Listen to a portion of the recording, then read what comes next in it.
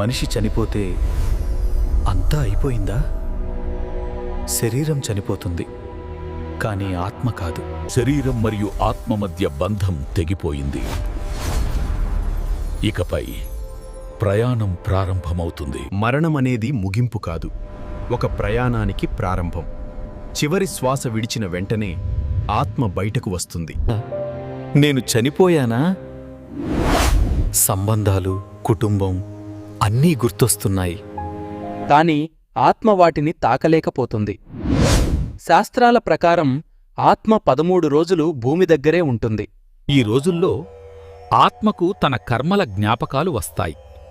మంచి చెడు అన్నీ స్పష్టంగా కనిపిస్తాయి. ఆ తరువాత యమదూతలు వస్తారు. వాళ్ళు భయంకరంగా కనిపిస్తారు, కానీ న్యాయమే వాళ్ల పని. ఆత్మను యమలోకానికి తీసుకెళ్తారు. యమలోకం అంటే భయం కాదు, అది న్యాయస్థానం. ఇక్కడ ఆత్మ కర్మల ఆధారంగా తీర్పు జరుగుతుంది. ఏ ఒక్క కర్మ కూడా తప్పదు. మంచి కర్మలు ఉంటే స్వర్గలోకం, చెడు కర్మలు ఉంటే నరకలోకం. కొన్ని ఆత్మలు తిరిగి భూమికి పంపబడతాయి. ఒక ప్రకాశవంతమైన ఆత్మ తిరిగి భూమి వైపు దిగుతుంది. అదే పునర్జన్మ. అందుకే ప్రతి జీవితం ఒక పరీక్ష లాంటిదే.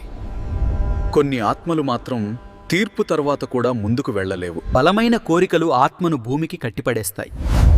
అవి కోపం కావచ్చు, ఆశ కావచ్చు, ప్రతీకారం కావచ్చు. అవి ఎవరికీ హాని చేయాలనుకోవు, విముక్తి కోరుకుంటాయి. కర్మబంధం తెగినప్పుడే ఆత్మకి శాంతి. కొన్ని ఆత్మలు నేరుగా స్వర్గానికి వెళ్ళవు. నేనిక్కడ ఎంతకాలం ఉన్నానో నాకు తెలియదు. ఈ శూన్య ప్రదేశంలో నేను ఒంటరిగా సాగుతున్నాను. ఇప్పుడు అవి మళ్లీ జన్మించడానికి సిద్ధమవుతాయి. ఇదే పునర్జన్మ చక్రం. ఈ చక్రం నుంచి బయటపడటమే మోక్షం. మోక్షం అంటే స్వర్గం కాదు. మోక్షమంటే పునర్జన్మకు ముగింపు. అక్కడ బాధ లేదు, ఆనందం లేదు. ఈ ప్రయాణం ప్రతి ఆత్మకు ఒకేలా ఉండదు. ప్రతి ఆత్మ ప్రయాణం తన కర్మలపై ఆధారపడి ఉంటుంది. కేవలం శాంతి మాత్రమే. అది ఆత్మ తన అసలైన స్థితిని చేరుకున్న క్షణం. మన జీవితంలో చేసిన ప్రతి పని మన వెంట వస్తుంది. మరణం తరువాత ఏదీ